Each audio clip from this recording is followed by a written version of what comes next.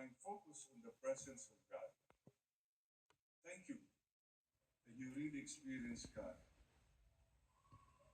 And even this Lent, kumusta yung discipline of Lent?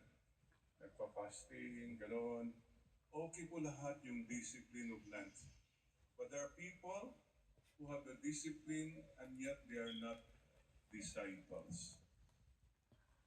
They have to have discipleship. May mga tao talagang ginagawa, sinusunod lahat, pero walang discipleship in the sense na walang personal relationship with the Lord.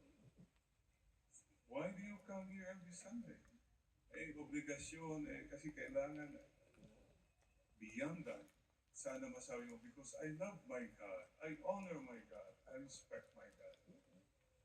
Still, brothers, rules, regulations, obligations become dry and empty without a relationship with the Master.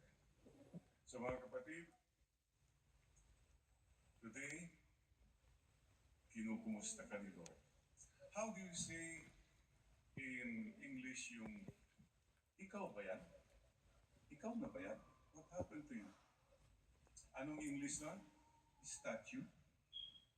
Statue?